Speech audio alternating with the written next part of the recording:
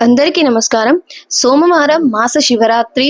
శివయ్యను ఆ రోజు అలా పూజిస్తే ఆయురారోగ్య ఐశ్వర్యాలు సొంతమవుతాయంట. అదేలాగో మనం ఇప్పుడు తెలుసుకుందాము. అత్యంత అరుదుగా వచ్చే సోమవారం మాస శివరాత్రి. ఈ రోజు శివయ్యను ఎలా పూజించాలి? అసలు మాస శివరాత్రి అంటే ఏమిటి? శివుణ్ణి పూజకు మాస శివరాత్రి ఎందుకంత ప్రత్యేకం? ఈ వివరాల కోసం మనం ఇప్పుడు తెలుసుకుందాం. ప్రతి నెల ఒక మాస శివరాత్రి వస్తుంది. అమావాస్య ముందు రోజున వచ్చే చతుర్దశి తిథి పరమేశ్వరుని జన్మతిథి.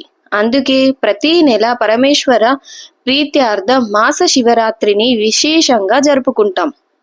అయితే మాస శివరాత్రి జరుపుకోవాలంటే చతుర్దశి తిథి సాయంత్ర సమయాలలో తప్పనిసరిగా ఉండాలి. పరమశివుడు లయకారుడు, అంటే సృష్టిని అంతం చేసేవాడు. జ్యోతిష్య శాస్త్ర ప్రకారం లయానికి కారకుడు కేతువు. అమావాస్యకు ముందు వచ్చే చతుర్దశి రోజున చంద్రుడు క్షీణంగా ఉంటాడు. జ్యోతిష్య శాస్త్ర ప్రకారం చంద్రుడు మనఃకారుడు, అంటే ఒక మనిషి మానసికంగా సంతోషంగా ఉండాలంటే జాతకంలో చంద్రబలం బాగుండాలి. అమావాస్య ముందు చతుర్దశి రోజున చంద్రుడు క్షీణించి ఉన్నప్పుడు కేతు ప్రభావం వ్యక్తులపై ఎక్కువగా ఉంటుంది. నవగ్రహాలలో కేతువు లయ అంటే మృత్యుకారుడు కాబట్టి చంద్రుడు బలహీనంగా ఉన్న సమయాలలో శారీరక మానసిక ఆరోగ్యాలపై కేతు ప్రభావం ఎక్కువగా ఉంటుంది. అయితే అమావాస్య ముందు ఆరోగ్య సమస్యలుకి ఇదే కారణమంట.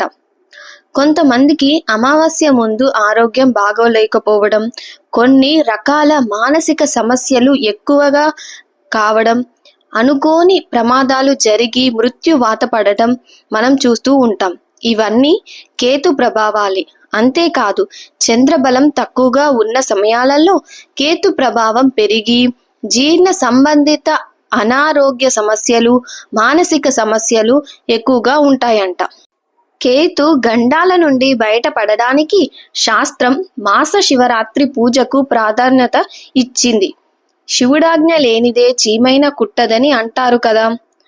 అల్పాయుష్కుడైన మార్కండేయుడు శివుని ఆరాధించి సంపూర్ణ ఆయుష్ను పొందిన కథ మనందరికీ తెలిసిందే. అందుకే మాస శివరాత్రి రోజున శివుని నియమ నిష్టలతో ఆరాధిస్తే ఎలాంటి గండాలైనా పోతాయి, ఆరోగ్యం లభిస్తుంది.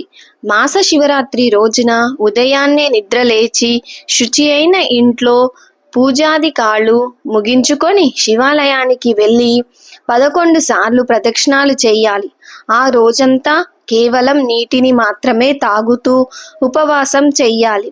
సాయంత్రం ప్రదోష వేళలో తిరిగి స్నానం చేసి శివాలయంలో శివలింగానికి పంచామృతాలతో గంగాజలంతో అభిషేకం జరిపించి అష్టోత్తర శతనామావళిలతో శివయ్యని అర్చించాలి.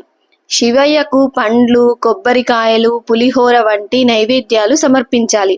అనంతరం ఇంటికి వచ్చి ఉపవాసాన్ని విరమించవచ్చు. మాస శివరాత్రిని ఈ విధంగా శాస్త్రోక్తంగా జరుపుకోవడం వలన దీర్ఘకాలిక ఆరోగ్య సమస్యలు నయమవుతాయి.